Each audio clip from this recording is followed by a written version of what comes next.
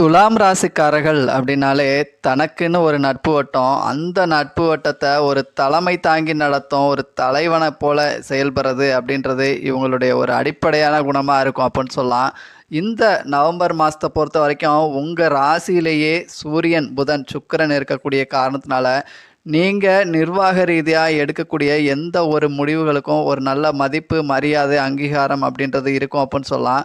அது மட்டும் இல்லை, உங்களுடைய வாக்குஸ்தானத்தில் செவ்வாய் ஆட்சி பெற்று இருக்கிறதும் அதை குரு பார்க்கக்கூடிய காரணத்தினாலும் சரி, உங்கள் பேச்சு ஒரு அதிகாரத்தோட தோரணையோடு இருக்கும் அப்படின்னு சொல்லலாம். நிச்சயம் உங்கள் பேச்சுக்கு மற்றவங்கள மத்தியில் ஒரு மரியாதை இருக்கும் அப்படின்னே சொல்லலாம். உங்கள் ராசிக்கு 7ஆம் இடத்ததிபதியான செவ்வாய் உங்கள் ராசிக்கு குடும்பஸ்தானத்தில் இருக்கக்கூடிய காரணத்தினால உங்களுக்கும் உங்கள் லைஃப் பார்ட்னருக்கும் அண்டர்ஸ்டாண்டிங் ரொம்பவே சிறப்பாக இருக்கும். உங்கள் லைஃப் பார்ட்னரோட ஆசைகளையும் தேவைகளையும் பூர்த்தி செய்வீங்க அப்படின்னே சொல்லலாம். என்னதான் அவங்களுடைய ஆசைகளை நீங்கள் நிறைவேற்றினாலும் கொஞ்சம் உங்கள் முகத்தை ஒரு கடுகடுப்போடு வச்சுருக்கிறதுக்கு வாய்ப்புகள் இருக்குது.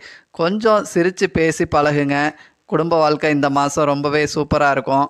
உங்கள் ராசிக்கு 3-6க்கு அதிபதியான குரு உங்கள் ராசிக்கு 10ஆம் இடமான தொழில் ஸ்தானத்தில் இருக்கக்கூடிய காரணத்தினால என்னதான் கடுமையாக உழைச்சாலும் அந்த உழைப்புக்கேற்ற ஒரு மரியாதை, அங்கீகாரம் இல்லையே அப்படின்னு எதிர்பார்த்துக்கிட்டு இருந்தவங்களுக்கு இந்த மாதம் நிச்சயமாக நீங்கள் என்ன உழைச்சிங்களோ அதை விட ஒரு நல்ல அங்கீகாரம் எதிர்பார்க்கலாம். மரியாதை, உங்கள் உழைப்புக்குன்னு ஒரு மரியாதை நிச்சயமாக இந்த மாதம் உங்களுக்கு கிடைக்கும் அப்படின்னே சொல்லலாம்.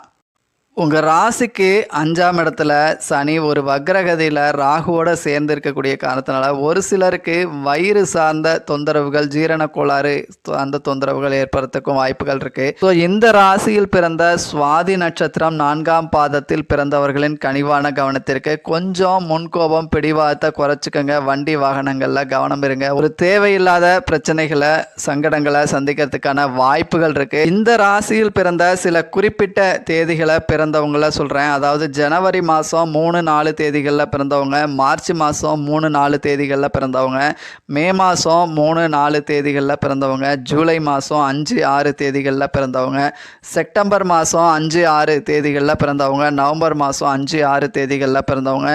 ஸோ இந்த தேதிகளில் பிறந்தவங்களாக இருந்தீங்க அப்படின்னா இந்த மாதத்தில் சங்கடங்களை சந்திக்கிறதுக்கான வாய்ப்புகள் இருக்குது.